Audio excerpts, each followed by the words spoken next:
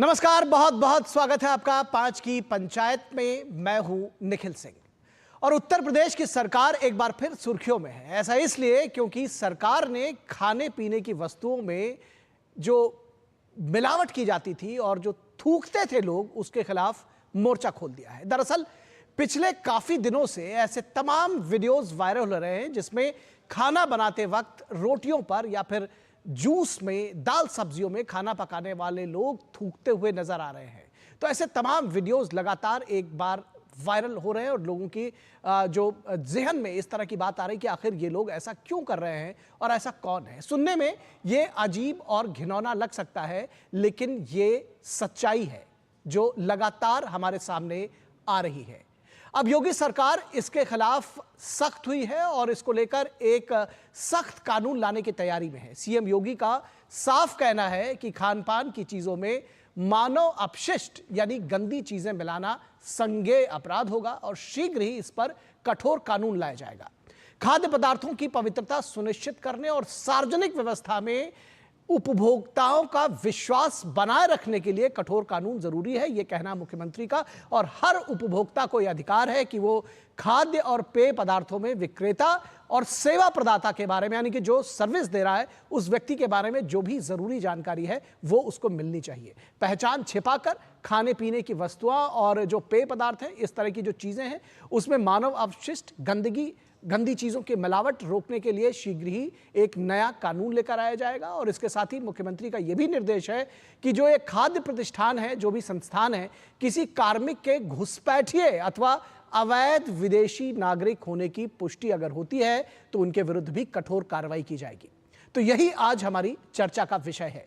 और इस चर्चा में इससे पहले कि हम इसकी शुरुआत करें, आइए सबसे पहले हम सुन लेते हैं कि आखिर इस विषय पर जो आम लोग हैं वो क्या कह रहे हैं और जो तमाम खास लोग हैं वो भी इस पर क्या बोल रहे हैं।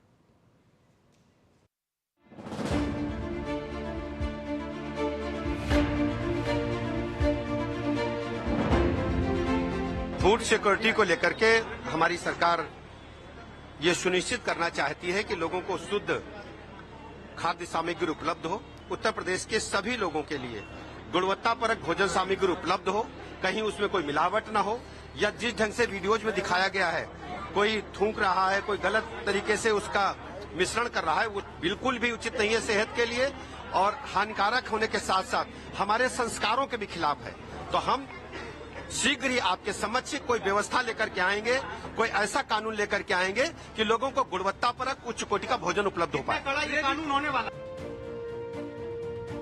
सरकार अपनी नाकामी छुपाने के लिए और जो मेन मुद्दे हैं उनसे भटकाने के लिए इस टाइप के बातों को प्रोपेगेंडा करने का काम करती है।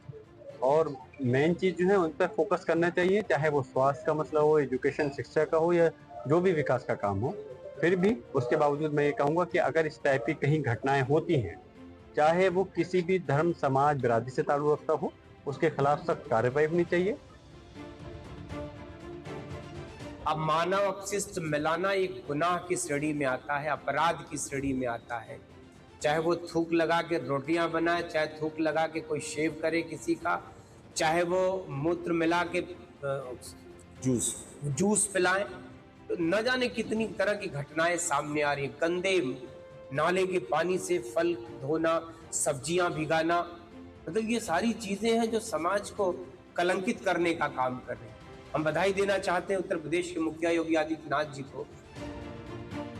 ये केवल और केवल अपनी चीजों को छिपाने के लिए सारी चीजें हो रही हैं।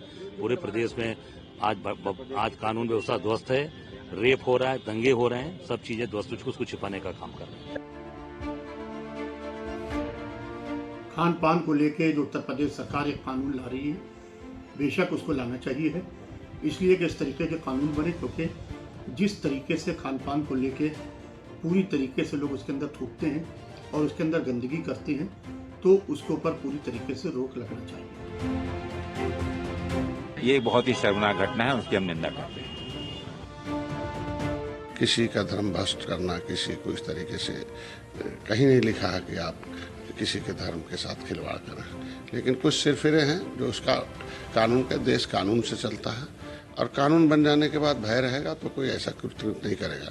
नहीं तो कानून नहीं होने के नाते उसका ये लोग सहारा लेकर छूट जाते हैं, फिर ऐसे ही फिर काम करते हैं, उससे अशांति फैलती है। कानून आ जाने से निश्चित रूप से शांति फैलेगी।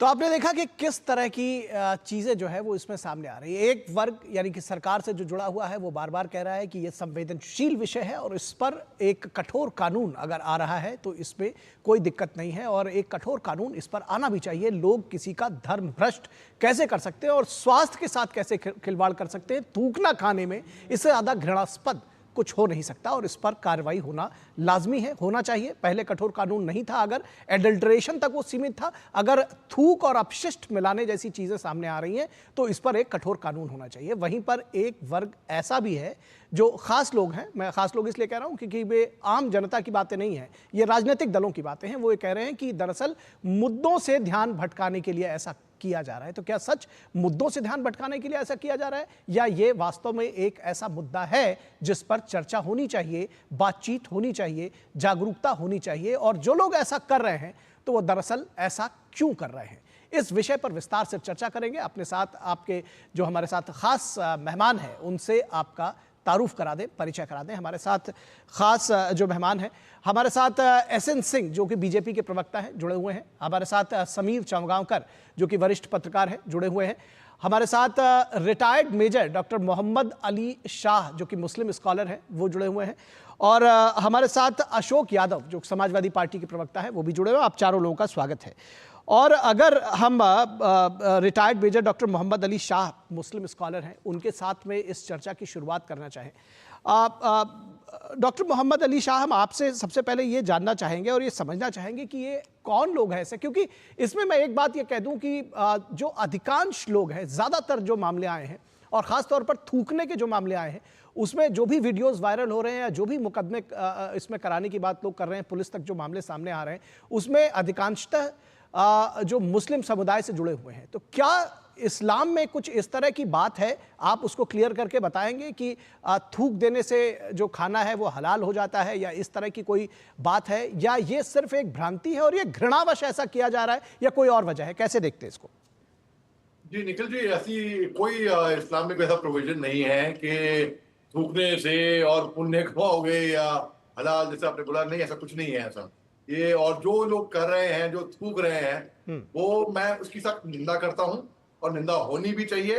और निंदा ही नहीं, सख्त के सख्त कड़ी कार्रवाई होनी चाहिए उनके खिलाफ कानून के तहत, क्योंकि जो लोग ये कर रहे हैं ये बहुत ही गंदा मैसेज, बहुत ही गंदा उदाहरण जाता है ये बाकियों के लिए। तो इसके जो ऑर्डिनेंस, जो रूलिंग आ रही है यूपी सरकार की तरफ से, वो जो 10 साल की इम्प्रिजमेंट होगी, जो कि एक तरीके से मर्डर या रेप को के तहत माने जाएंगे। देखिए, सऊदी अरेबिया में, दुबई में क्राइम क्यों कम है? क्राइम इसलिए कम है क्योंकि वहां पे सख्त के सख्त सजा होती है। नहीं, ठीक है, सख्त कानून तो बनाए जाने की बात हो रही है, दरअसल विषय भी वही है। और अब मुख्यमंत्री का यह ऐलान है कि इस पर सख्त कानून बनाया जाएगा, थूकने वालों की खैर नहीं। लेकिन ये ऐसा लोग कर क्यों रहे हैं? आपके मुताबिक ऐसा क्यों कर रहे हैं लोग? भाई, मेरे को आश्चर्य होता है जब मैं देखा है कि ऐसे वीडियो वायरल हो रहे हैं, तो मुझे समझ में नहीं आया, वाकई में समझ में नहीं आया कि ऐसा क्यों कर रहे हैं और क्या इनका मकसद होगा और क्या चाह रहे होंगे। तो इसकी तभी हमने कहा कि सख्त के साथ हाईएस्ट लेवल पे निंदा होनी चाहिए। ये क्यों कर रहे हैं, क्या इनका मकसद है? ठीक है, अशोक यादव जी, आपको लगता है कि जी इनसे ठीक है, आपको पॉइंट आ गया, आपके पास दोबारा आएंगे। लेकिन अशोक यादव जी, आपको लगता है कि एक संवेदनशील विषय है, इस पर कानून बनाया जाना चाहिए, जो लोग ऐसा कर रहे हैं सख्ती के साथ उनके खिलाफ कठोर कानूनी कार्रवाई होनी चाहिए? जी निखिल जी, बिल्कुल। जो भी व्यक्ति ऐसा कर रहा है उसको बिना किसी बायस हुए उसके खिलाफ कठोर एक्शन लेना चाहिए। और दूसरी बात, जो कानून की बात जहाँ तक है, हमारे देश में ऑलरेडी कुछ कानून ऐसे हैं जो इस तरह की चीज़ों को रोकते हैं और ऐसे काम करने वालों को दंडित भी करते हैं। जैसे अभी मैंने कल बताया कहीं पे कि हमारे देश में prevention of food adulteration act 1954 ये है, और इसमें इस तरह की कानूनी कार्रवाइयाँ करने का अधिकार सरकार के पास है। लेकिन जिस तरह से एक मार्केटिंग करने की कोशिश की जा रही चुनाव को देखते हुए, ये उचित नहीं है। अच्छा, आपको लग रहा है कि ये चुनाव को देखते हुए मार्केटिंग करने की कोशिश की जा रही है, फूड अडल्ट्रेशन एक्ट जो है वो इसके लिए पर्याप्त है। एक चीज और बताइए कि अभी तक ये जो तमाम वीडियोस आ रहे हैं, इसको लेकर के जो समाज के तमाम वर्ग हैं उनमें बड़ा आक्रोश है। समाजवादी पार्टी की तरफ से इस पर अभी तक कोई जिसको कहते हैं कि एक जागरूकता का ही मैसेज आता है कि भाई ऐसा नहीं करना चाहिए? देखिए, हम लोग स्पष्ट कर रहे हैं कि इस तरह का जो भी व्यक्ति काम कर रहा है वो या तो वो मनोविकार का शिकार है, वो मानसिक रूप से बीमार व्यक्ति ही ऐसा काम कर सकता है। और ऐसे लोगों के खिलाफ जो भी कानून है, कानून सम्मत कार्रवाई होनी चाहिए। इसमें सभी दल, सभी समाज के लोग एक मत से सहमत हैं।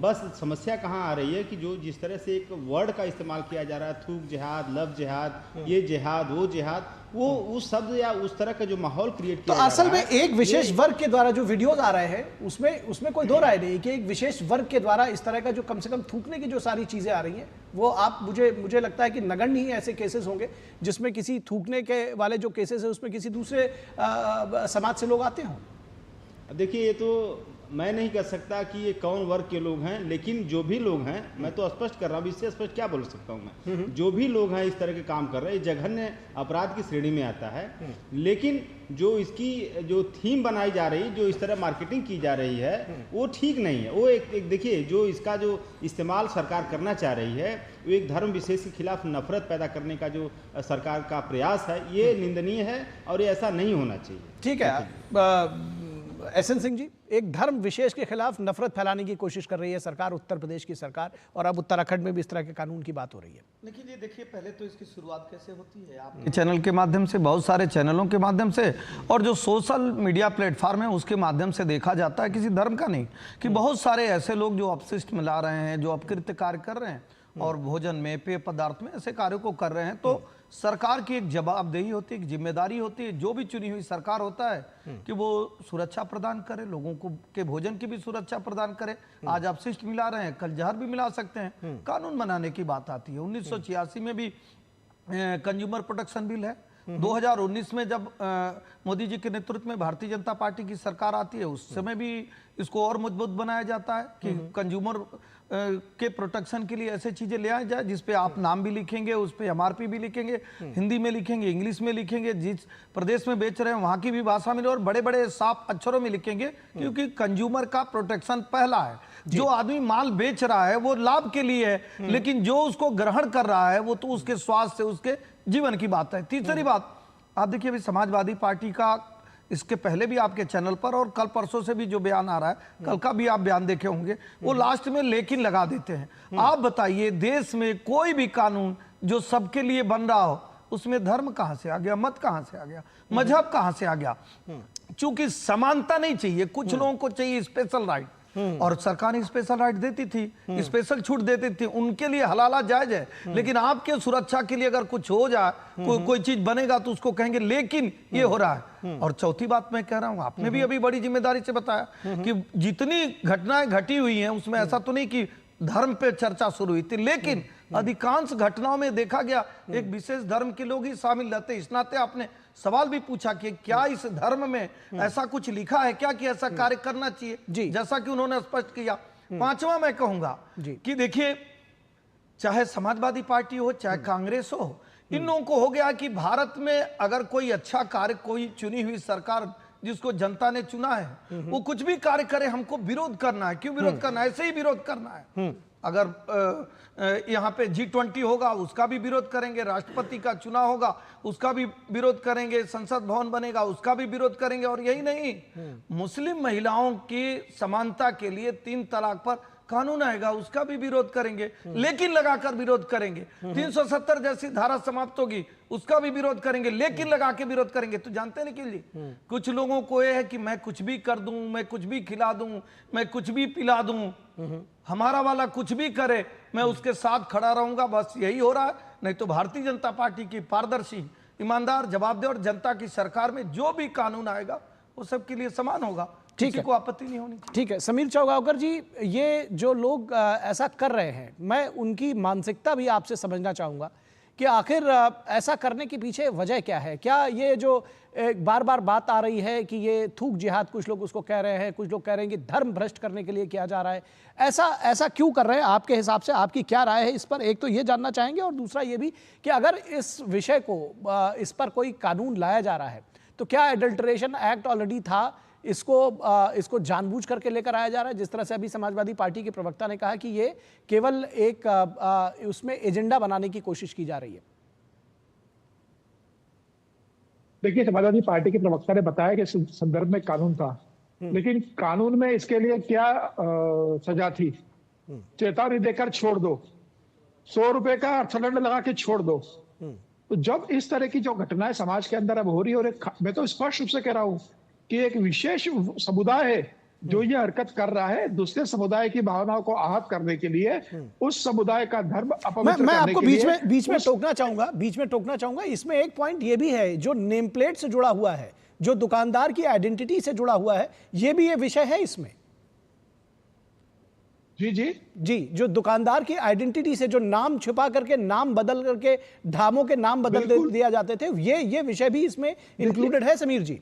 बिल्कुल इंक्लूडेड है। और कावड़ यात्रा के समय योगी आदित्यनाथ ने इस समय एक ऑर्डर दिया था कि भाई आप अपनी दुकान के बाहर नाम लिखाइए, दुकान का ऑनर कौन है, आपके दुकान में कौन कौन स्टाफ काम कर रहा है। ये मना तो नहीं किया था कि कोई मुसलमान होगा तो वो दुकान नहीं चला सकता, उसे दुकान बंद करना पड़ेगी। आप सब दुकान चलाइए, सब अपने नाम का लिखिए, चाहे वो हिंदू हो, चाहे मुसलमान हो, या किसी और धर्म का हो, उसको अपना नाम लिखना होगा। उसमें क्या गलत कहा गया था? आदमी को जहां जाना है वहां जाएगा, उसमें कोई दिक्कत नहीं है। लेकिन मुझे लगता है कि जब छुपाने की बात आती है कि मैं नाम नहीं बताएंगे, हम अपना नाम सार्वजनिक नहीं करेंगे, हम इस तरीके की हरकत करेंगे कि हम थूक मिला देंगे, हम यूरिन मिला देंगे, हम किसी विशेष वर्ग को परेशान करने के लिए, उनका धर्म भ्रष्ट करने के लिए, उस समाज को खराब करने के लिए हम हरकतें करेंगे, तो योगी आदित्यनाथ के बाद जब शिकायतें लगातार गई, योगी आदित्यनाथ ने देखा संख्या लगातार बढ़ते जा रही है इस तरह की हरकतों की, बाजार में इस तरह करके हरकतें हो रही है पानी पूरी के नाम पर, बाकी चीजों को लेकर, तो योगी आदित्यनाथ तय किया है कि अब सिर्फ 100 रुपए के जुर्माना से या चेतावनी देकर छोड़ने का मामला नहीं है, यह मामला एक सुनियोजित षड्यंत्र है, और ये पूरा मॉडल काम कर रहा है, जो सिर्फ उत्तर प्रदेश के अंदर नहीं, बंगाल में भी कुछ हिस्सों में काम कर रहा है। तो योगी सरकार ने तय किया कि इसके लिए कठोर सजा तय की जाएगी, जिससे इस तरह की मानसिकता के लोग हैं उनके ऊपर लगाम लग सके, और जब इस धारा के अंदर जब कार्रवाई होगी योगी आदित्यनाथ की सरकार के अंदर, तो दूसरे लोग इस तरह की हरकत करने से बचेंगे। मुझे लग रहा है इस कानून का सभी राजनीतिक दलों में स्वागत करना चाहिए, और योगी आदित्यनाथ से कहना चाहिए कि आप कानून लेकर आइए, सदन के अंदर हम सब मिलकर, समाजवादी पार्टी हो या कांग्रेस हो या अपना दल हो या भारतीय जनता पार्टी का समर्थन देंगे, और भारी बहुमत से इस बिल को हम पास करवाएंगे, क्योंकि यह समाज के हित में, लोगों के हित में, आने वाला तो कोई भी हो सकता है ना। ठीक है, ढाबे में इस तरह की हरकत की जा रही है, जूस में अगर कुछ मिलाया जा रहा है तो जूस तो कोई भी जाकर पी सकता है। तो मुझे लग रहा है कि योगी आदित्यनाथ ने जो किया है ये बहुत एक प्रशंसनीय काम है, यह तत्काल लागू होना चाहिए, सिर्फ उत्तर प्रदेश के अंदर नहीं, पूरे देश के अंदर इस तरह के कानून आना चाहिए। हम बम्बई में भी देखते हैं, बाकी जगह भी देखते हैं इस तरह की हरकतें हो रही है, तो पूरे देश में ऐसा कानून आना चाहिए। ठीक है, अशोक यादव जी कुछ कहना चाह रहे हैं, लेकिन अशोक जी उससे पहले ये भी बताइए कि जिस तरह से अभी एसएन सिंह ने कहा कि एक कानून तो सभी के लिए आ रहा है, और जो एडल्टरेशन एक्ट जिसकी आप बात कर रहे हैं, अगर उसमें ये सारी चीजें इंक्लूडेड नहीं है तो उसको ऐड कर देने में दिक्कत क्या है? देखिए निखिल जी, मैंने इसके पहले भी कहा, अभी 2008 में एक FSSAI बनाया गया था ना, आपको याद होगा, food safety and standard authority of India. ठीक है, इसके ये सेंट्रल गवर्नमेंट की एक तहत काम करता है। इस कानून के बाद भी तिरुपति तिरुमल बालाजी स्थानम में लड्डू में गाय और सुअर की चर्बी पाई गई। ठीक है, ये तो पूरा देश इससे तो कार्रवाई तो हो रही है। नहीं सुनिए, मैं क्या कहना चाह रहा हूँ, सरकार की अगर नीयत साफ रहती तो जो भाजपा और वहां की सरकार में जो गठबंधन वाली सरकार थी, वो इतना बड़ा स्कैम नहीं होता उस लड्डू के साथ। लोगों वही लड्डू अयोध्या में आया था भगवान राम के मंदिर के उद्घाटन, भाजपा की सरकार के समय में नहीं हुआ था सर। ये फैक्ट सही रखिए, ये पिछली सरकार में हुआ था, मैं बता रहा हूँ निखिल जी, जो वहां पे सरकार थी वो सरकार भाजपा की गठबंधन वाली सरकार थी। उस सरकार के सांसदों ने भाजपा नहीं, ये जब कांड हुआ है अशोक, मुझे लगता है एसएन सिंह भी इसके बारे में बताएंगे कि ये पिछली सरकार के समय में हुआ था, और अब जब नहीं सर, आप बात नहीं समझ रहे हैं, आप जो बात नहीं समझ रहे हैं, जो इसके पहले वाली सरकार थी, नायडू साहब के पहले वाली सरकार, उससे भी इनका गठबंधन था, आप कहां भूल रहे हैं। वो जो सरकार जिसके टेन्योर में कांड हुआ है निखिल जी, तो आप नियत पर सवाल उठा रहे हैं, एसएनसी को जवाब देते हैं। उस सरकार, उस ये बताइए जिसके पहले सरकार थी वाईएसआर की, उस सरकार के साथ कि उस सरकार की जो राज्यसभा सांसद थे, क्या भाजपा का सहयोग नहीं किए? ठीक है, सहयोग किए थे ना। तो आप सहयोग वाली सरकार के साथ रह करके आपने इतना बड़ा कांड कराया। मैं चाहूंगा जवाब अशोक जी कहना क्या चाहते थे और चले कहां गए? ये नियत पर सवाल उठा रहे थे। किसका किए हैं? कांग्रेस का, कभी बहन मायावती जी का, कभी किसका? आज चर्चा इस बात पे हो रही थी, दो चीजों पे यहाँ चर्चा हो रही थी। आज चर्चा हो रही थी कि मिलावट पे आपको दिक्कत क्यों है?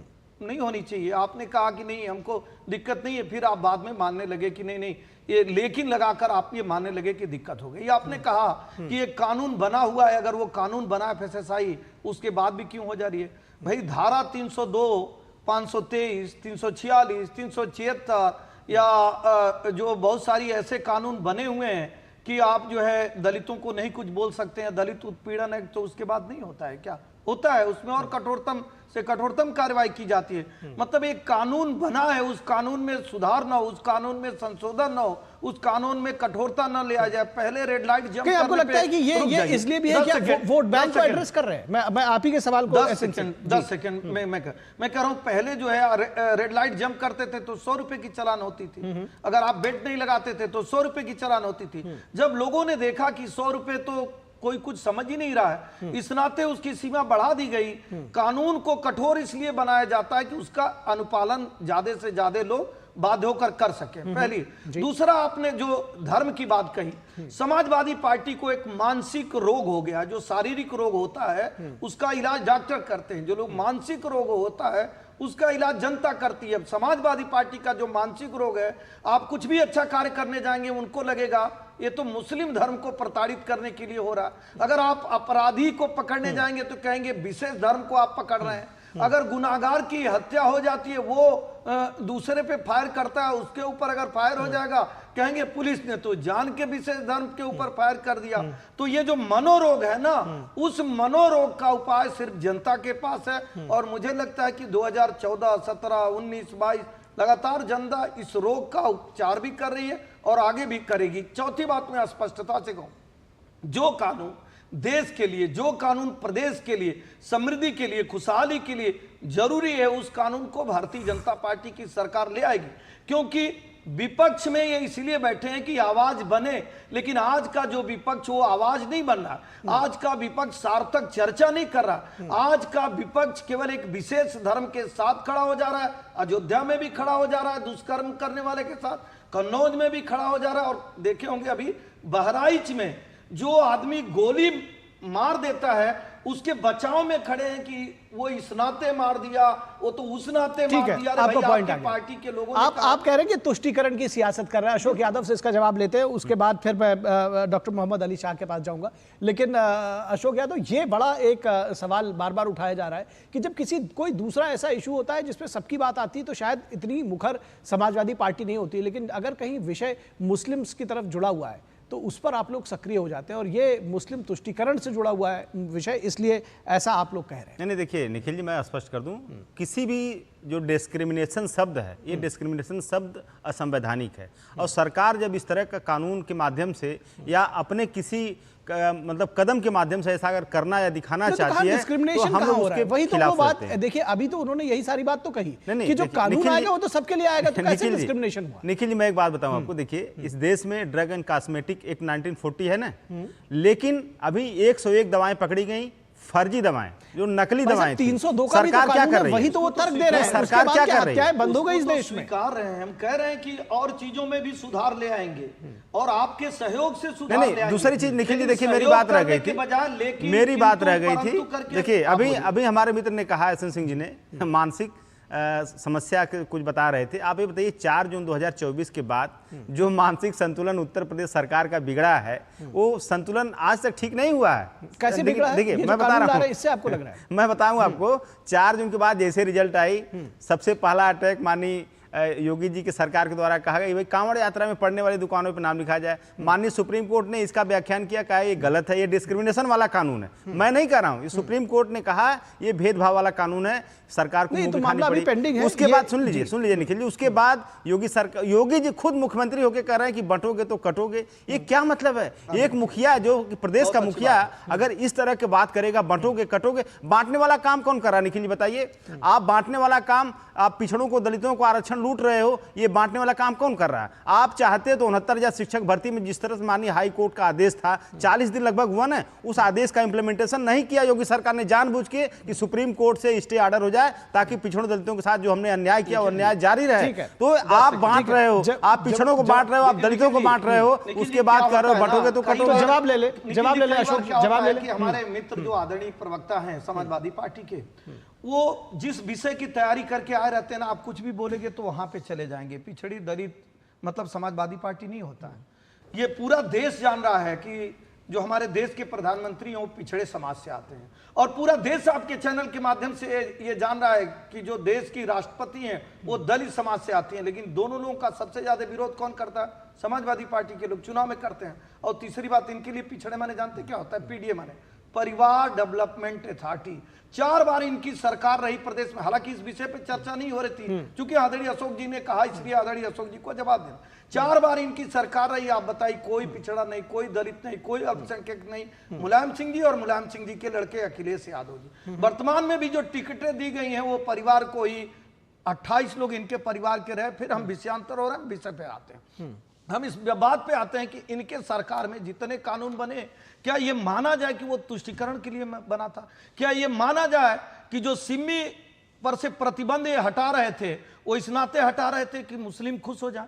हाई कोर्ट और सुप्रीम कोर्ट ने फटकार लगाया जब आतंकवादियों को छोड़ने का कार्य किए, भाईचारे के नाम पे इस तरह का कार्य ये करते थे। और बहुत सारी सरकारें, चूंकि कांग्रेस के प्रवक्ता नहीं है, हमारे वरिष्ठ पत्रकार को भी बोलना है, कांग्रेस के प्रवक्ता नहीं है, लेकिन ये बता देना चाहूंगा कि उनके समय में जो अध्यादेश आता है वो ऐसा अध्यादेश आता है कि एक की खुलेबंदी होगी, दूसरे की नसबंदी होगी, एक की धार्मिक शिक्षा पे प्रतिबंध रहेगा, एक की धार्मिक शिक्षा पर छूट रहेगा, एक की धार्मिक यात्रा पे 2 लाख रुपए मिलेंगे, एक की धार्मिक यात्रा पर कुछ नहीं मिलेगा। तब डिस्क्रिमिनेशन नहीं होता है। जब मंदिरों का पैसा सार्वजनिक सबके लिए होगा लेकिन मस्जिदों का पैसा वो सार्वजनिक नहीं होगा, तब डिस्क्रिमिनेशन नहीं होता है। जब केवल मुस्लिमों के लिए अलग लॉ आता है, भाई एक देश एक कानून, इसमें दिक्कत क्या है? दिक्कत है, जानते हैं क्यों? क्योंकि हिंदुओं को जातियों में बांट दीजिए, मुसलमानों को इकट्ठा कर लीजिए, भारतीय जनता पार्टी से जो नाराज हैं उनको साथ ले आइए, एक विशेष जाति को साथ मिलाइए और वोट की राजनीति करिए। कोई पीडीए उडीए नहीं है, नहीं तो पीडीए होता तो बालिका पीड़िता भी थी और पिछड़ी भी थी। अयोध्या में जिसके साथ दुष्कर्म हुआ, न यहां से ट्रेन का टिकट राहुल गांधी जी को मिला, न वर्तमान में अखिलेश यादव जी को मिला। और सब लोगों ने देखा कि राष्ट्र प्रथम नहीं, परिवार प्रथम और अपनी पार्टी प्रथम के नारे को बुलंद करने वाले जब बांग्लादेश में हिंदुओं पे कुछ होता है तो नहीं बोलते हैं कि अल्पसंख्यक नाराज हो जाएंगे, लेकिन जब हमास पे होगा, अफगानिस्तान में होगा, काबुल में होगा, कंधार में होगा, कहेंगे फ्रीडम ऑफ स्पीच है। और जहां अभिव्यक्ति करनी होती है, जहां आदर का भाव प्रकट करना होता है, आस्था प्रकट करना होता है, भारत माता की जय, वहां जय फिलिस्तीन भी कोई बोल देता है। तो राम गोपाल यादव जी से पूछा गया जय फिलिस्तीन ठीक है, उन्होंने कहा अभिव्यक्ति की आजादी वो कह सकता है। तो ऐसी अभिव्यक्ति की आजादी इनको चाहिए और मैं तो स्वागत करता हूं कि अगर इनको पसंद है उस तरह के अपशिष्ट वाले पदार्थ को पेय ग्रहण करना, भोजन करना, तो इनको स्वागत है। लेकिन भारत की जनता को, उत्तर प्रदेश की जनता को हम प्रतिबद्ध हैं, क्योंकि हमारी सरकार केंद्र में भी है, राज्य में भी है, कि हम ऐसे सुरक्षा कानून मुहैया कराएं जिससे भोजन में किसी तरह का अपशिष्ट और कोई अपकृत्य चिन्ह न मिले। ठीक है, चलिए मैं ब्रेक पर जाना चाह रहा था लेकिन आप कुछ कहना चाह रहे हैं तो आप पहले कह लीजिए। ठीक है। अभी 4-5 दिन पहले घटना है, मुख्यमंत्री योगी जी का स्वजाति अवधेश सिंह जो कि बार एसोसिएशन का अध्यक्ष था, उसने सरेआम योगेश वर्मा जो कि पिछड़ी जाति का विधायक है उसको पीटे। आपने देखा होगा वीडियो, आज तक एफआईआर नहीं हो पाई। उसके ऊपर कौन सा कानून लगाएंगे? जानकारी नहीं है। उसके ऊपर 3 दिन के, देखिए मैं बताऊं आपको, पार्टी से निष्कासित गया है, 3 दिन के बाद हुआ ना, 3 दिन के साथ आइए, अपडेट एग्जैक्टली 3 दिन के बाद हुआ ना, 3 दिन के बाद हुआ ना, आप उसके खिलाफ कार्रवाई क्यों नहीं की? उसके खिलाफ कार्रवाई क्यों नहीं हुई? उसके खिलाफ 3 दिन तक कार्रवाई नहीं होती निखिल जी। वो विधायक जी अपनी सिक्योरिटी वापस करते हैं, वो विधायक जी अपनी सिक्योरिटी वापस करते हैं, जाके सतीश महाना से मिलते हैं, विधानसभा अध्यक्ष से मिलते हैं, तब जाके उनको न्याय मिलता है। एक विधायक को जब न्याय नहीं मिल रहा है, एक विधायक को न्याय नहीं मिल रहा है, तो आप कर रहे हैं एक देश एक कानून। तो ये जब विधायक को न्याय नहीं मिल रहा है निखिल जी, तो एक देश से कानून कैसे हो सकता है? ठीक है, आप अपने विधायक को न्याय नहीं दे पा रहे भैया। ठीक है, अपने विधायक को न्याय नहीं दे पा रहे। अरे बात सुनिए, एक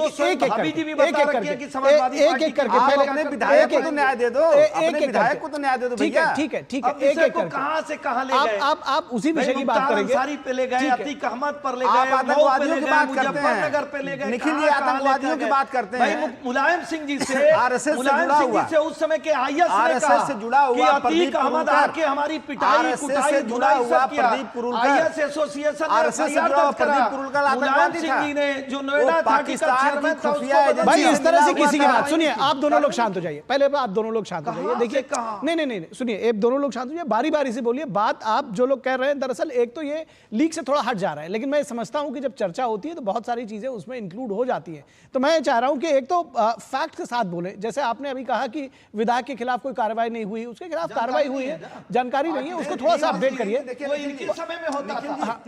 अतीक अहमद, आप बताइए, बहन मायावती जी के गेस्ट हाउस का एक करके बोलिए, भी माननी बनाया गया। अतीक अहमद विधानसभा अध्यक्ष एक करके बोलिए। चलिए मैं ब्रेक पे जाऊंगा, फिर मैं ब्रेक पे जाऊंगा। आप लोग मैं निवेदन करूंगा कि एक एक करके बोलेंगे, कम से कम सबको समझ में आएगा। आप अपनी बात पूरी पुरजोर तरीके से रखिए, लेकिन अपनी अपनी बारी में रखिए। फिलहाल रुकेंगे एक छोटे से ब्रेक के लिए। ब्रेक के बाद जब वापस लौटेंगे तो चर्चा जारी रहेगी।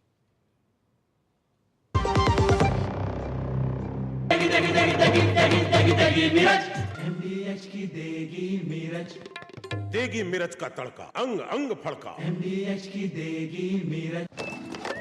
कब तक लंबी लाइनों में उम्र बिताइएगा? डिजिटल पेमेंट अपनाइए, चुटकी में हल पाइए।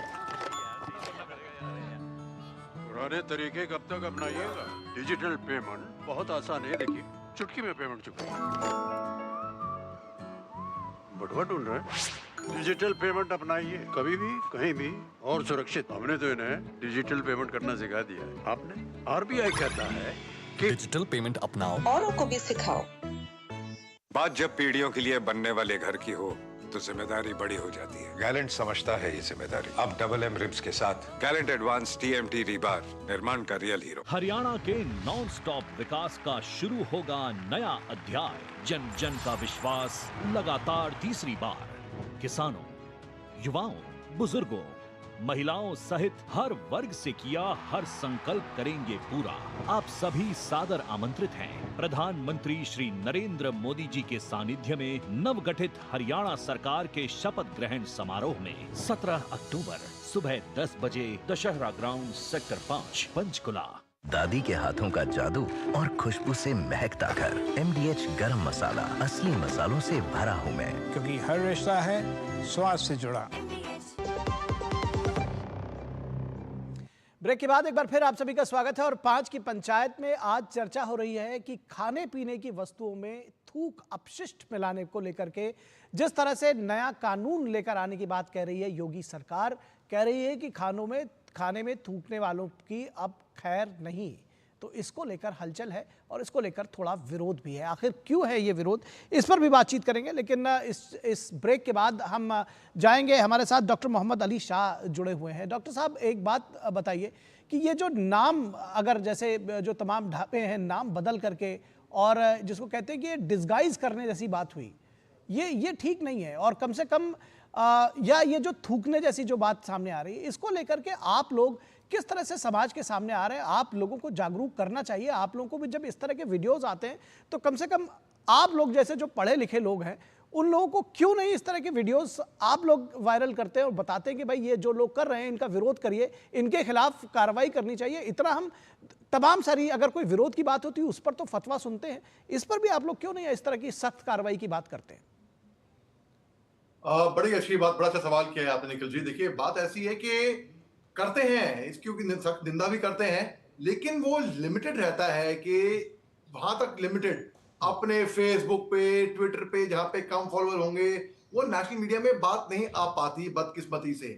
इनकी जो भी ये कार्रवाई कर रहे हैं, इसको मैं घिनौनी क्रिमिनल एक्ट मानता हूं और उसके खिलाफ सख्त से सख्त कार्रवाई होनी चाहिए।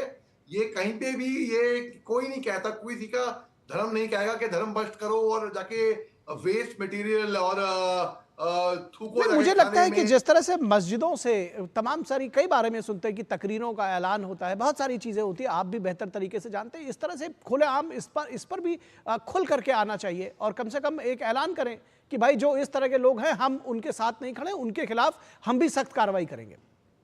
देखिए निखिल जी, मेरा नाम मोहम्मद अली शाह है जी। मेरे को बहुत फख्र है कि मैं मुसलमान हूँ, लेकिन उससे ज्यादा मेरे को फख्र है कि मैं हिंदुस्तानी हूँ और हमेशा मेरे लिए राष्ट्र पहले आता है, हमेशा मजहब से सबके लिए आना चाहिए।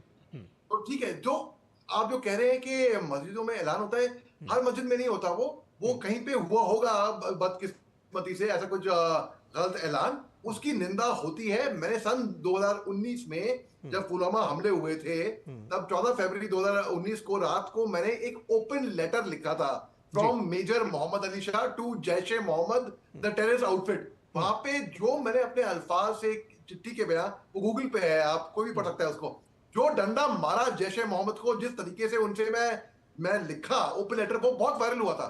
वो उसके 10 मिलियन शेयर हुए थे 1 घंटे में केवल सुबह को, और उसके बाद मैं न्यूज चैनल्स में बोलने लग गया था उसके बाद फिर। तो ये इसकी सख्त निंदा होनी चाहिए बिल्कुल निखिल जी। और हर कोई, चाहे धर्म किसी का कोई भी हो, देखिए 5 उंगलियां हैं, ठीक है, 5 उंगलियों में से किसी भी एक उंगली को फ्रैक्चर हो जाता है तो हम ये मुट्ठी बंद नहीं कर सकते।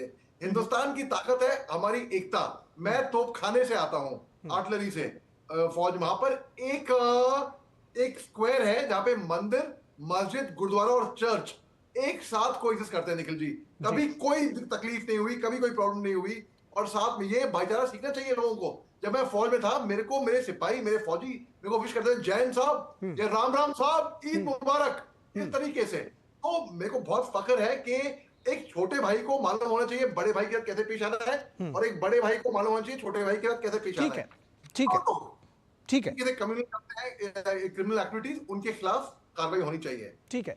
दरअसल मैं जो कह रहा था, मैं तकरीरों की बात जो मस्जिद से या मंदिर से भी मैं इसलिए कह रहा था कि जब इस तरह की चीज़ें सामने आती हैं तो जो समाज में प्रबुद्ध वर्ग है, जो लोग हैं जिनकी बात लोग सुनते हैं और जिनका प्रभाव है, उनको सामने आना चाहिए कम से कम ऐसी चीज़ में। समीर चौगांवकर जी शायद मेरी बात से इत्तेफाक रखेंगे कि समाज में जागरूकता लाने की भी ज़रूरत है इन सारी चीज़ों को लेकर के। क्या आप अगर थोड़ा राजनीतिक विषय की बात करें समीर चौगांवकर जी, इस विषय पर तो जागरूकता का जो विषय, इस पर तो आप बताएंगे ही, आपको नहीं लगता है कि ये दरअसल सारा खेल जो है वो तुष्टीकरण की सियासत को लेकर के है? वोट बैंक इसमें, जैसे ही कोई विषय चाहे वो समाज से ही जुड़ा हुआ क्यों ना हो, इसमें वोट बैंक जुड़ जाता है। हमारा वोट बैंक हम अपना एड्रेस कर लें, ये एक बड़ा फैक्टर हो जाता है और शायद इसी वजह से डिविएट कर जाती हैं कई बार चीज़ें। अगर सख्त कानून बन रहा है तो उसमें परहेज नहीं होना चाहिए, लेकिन जब इसमें कहीं ना कहीं सियासत घुस जाती है तो दिक्कत आती है। देखिए, मैं आपके दोनों प्रश्नों का जवाब दूंगा। मोहम्मद अली शाह जी यहाँ पर अभी हैं आज डिबेट के अंदर। इन्होंने जिस तरीके से जिक्र किया राष्ट्रवादी मुसलमान है, मुझे लग रहा है कि इस तरह के लोगों को इकट्ठा आना चाहिए और ऐसे लोगों को उनके समाज में जिस तरह के जो लोग हैं जो पूरे समाज को बदनाम और बुरा करने का काम कर रहे हैं, उसके खिलाफ इन लोगों को पूरा एक आक्रामक रूप अख्तियार करना पड़ेगा अपने ही धर्म के अंदर, कि इस तरह के लोग न कभी कहीं मस्जिद के अंदर आप भाषण दे सके, न कोई समाज में बड़ा समुदाय के अंदर पोस्ट हासिल कर। मुझे लगा इन लोगों को इकट्ठा होकर आना पड़ेगा। सरकार अपना कानून बना रही है। जहां तक आप देखिए, आप बता रहे थे कि राजनीति के कारण, तो इस देश के अंदर तो जिन्ना भी हुआ ना, उसने राजनीति की ना मुसलमान वोटों की, और उसी के कारण देश का बंटवारा हुआ। मोहम्मद अली जिन्ना ने देश को तोड़ने का काम किया अपने धर्म के लिए। तो ऐसे लोग हैं जो आज भी वोट जिहाद की राजनीति करते हैं, जिन्हें दिखता है कि एक खास तबके का हम सपोर्ट लेंगे तो ये हमारा वोट है, ये वोट जिहाद है।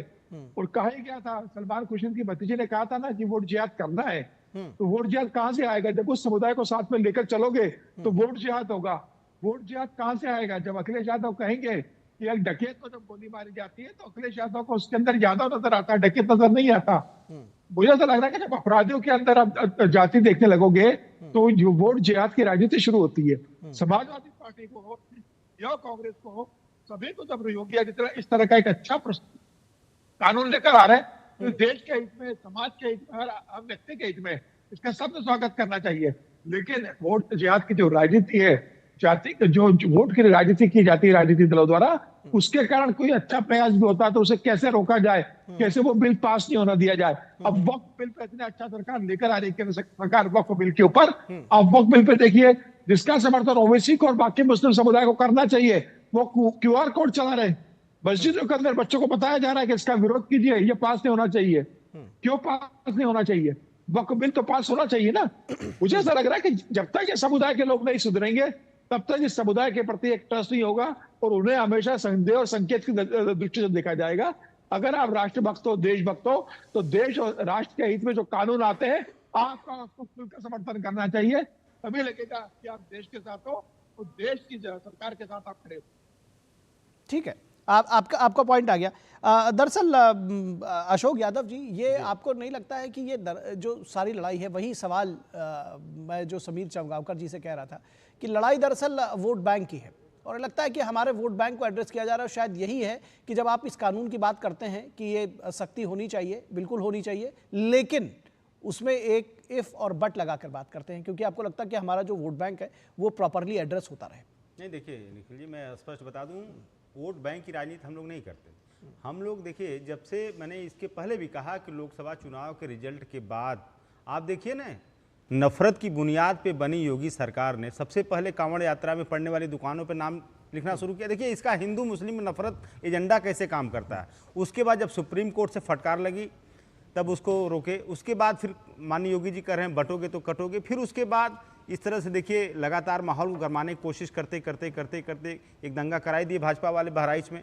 तो इनकी जो बुनियाद है ये हिंदू मुस्लिम नफरत पढ़ने वाली बुनियाद है, जो आरोप लगा रहे हैं, इस तरह की बुनियाद वाले इसके जवाब के लिए भी तैयार रहिएगा। बुनियाद देखिए निखिल जी, जो अब नफरत की बुनियाद पे आप कोई सरकार बनी है ना, तो उससे आप सौहार्द और प्रेम भाईचारे का कल्पना ही नहीं कर सकते। ये कोई भी कानून अगर लाते हैं उसमें भी पहले धार्मिक जातीय नफरत का पुट डाल के तब वो कानून को लाते हैं, ताकि उसमें उनको एक धर्म विशेष के खिलाफ टारगेट करने का एक टूल मिल जाए। तो समाजवादी पार्टी कहा योगी सरकार ने कहा है कि मुस्लिम समुदाय के खिलाफ कार्रवाई करेंगे अगर वो थूकेंगे, उनका जो थूकेगा उसके खिलाफ कार्रवाई होगी। तो इसमें कहा नफरत, ये तो आप परसीव कर रहे हैं, ऐसा परसीव नहीं कर रहे हैं। आप भाजपा के तमाम नेताओं को बयान सुनिए, लगातार क्या बोल रहे हैं, एक धर्म विशेष को टारगेट कर रहे हैं। कहीं भी नहीं।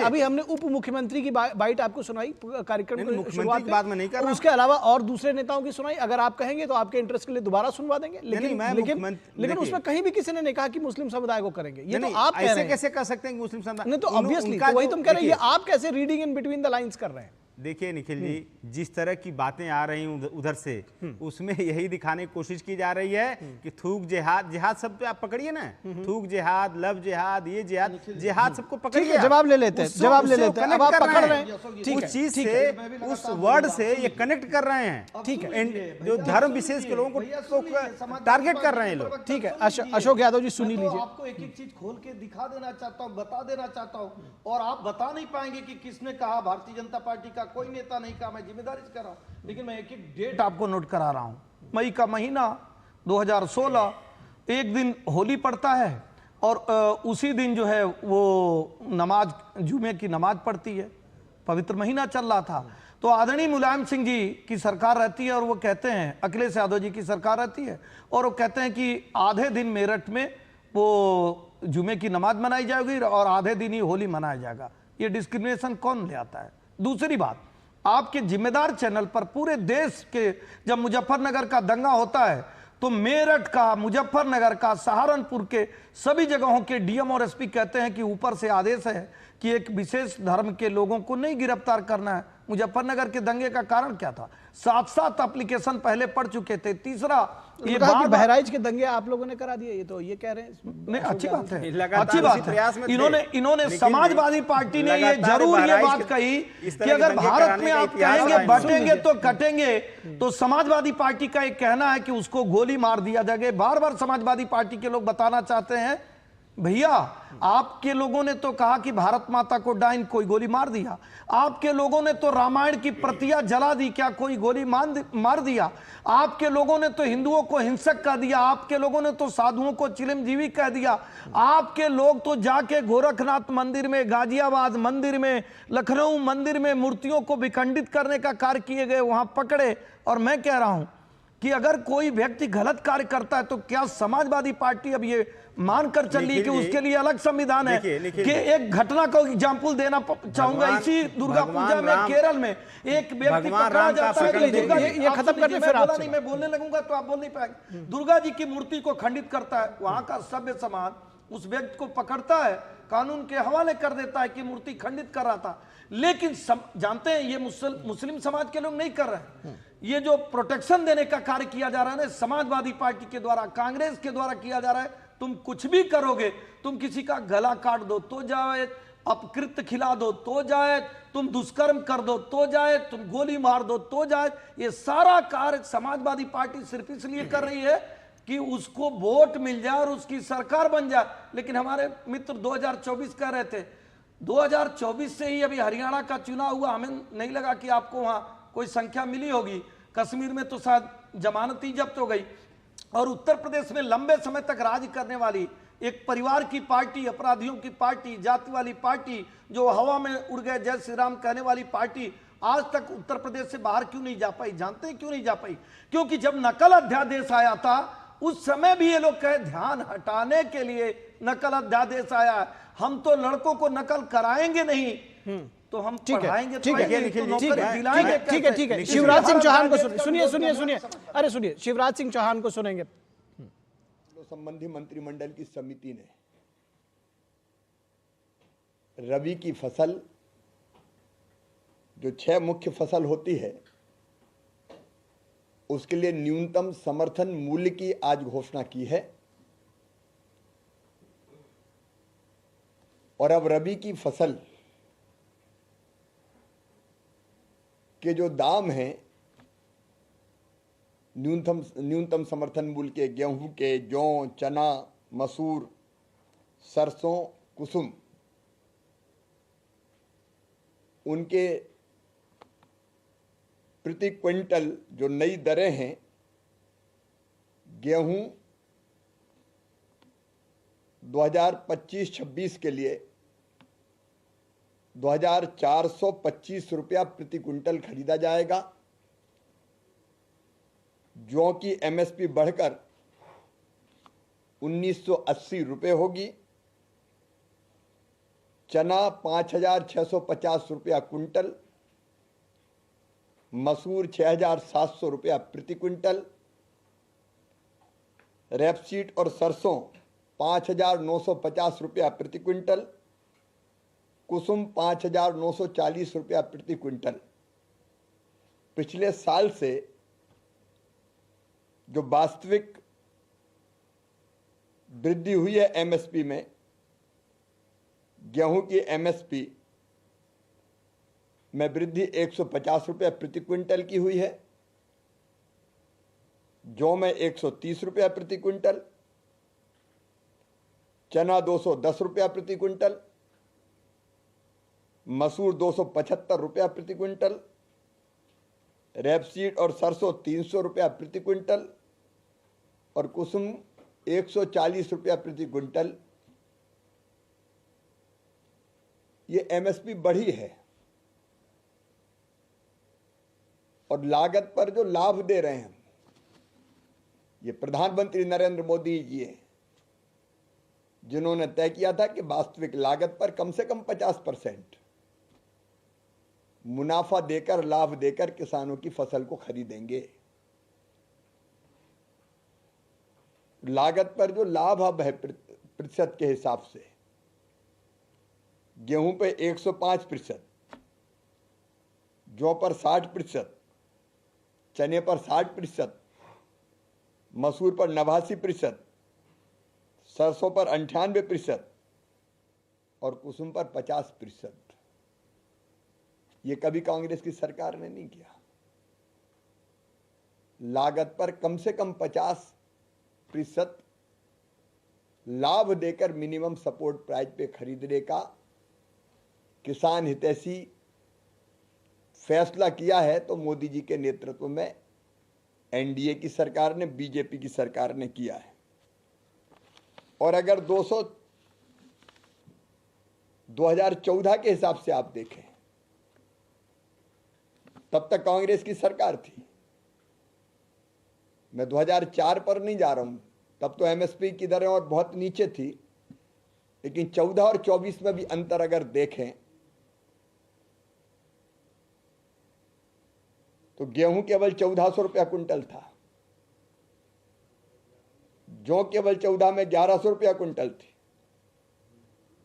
चना 3100 रुपया कुंटल था, मसूर 2950 रुपया प्रति कुंटल थी, सरसों केवल 3050 रुपया प्रति क्विंटल और कुसुम केवल 3000 रुपया प्रति क्विंटल बिका करता था, और वो भी खरीदनी होती थी।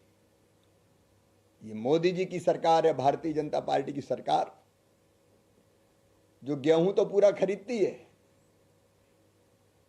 लेकिन हमने फैसला किया अरहर, मसूर, उड़द जितनी आएगी सब खरीदेंगे। किसानों के हित में एक नहीं अनेकों फैसले लगातार किए जा रहे हैं, और मुझे कहते हुए प्रसन्नता है।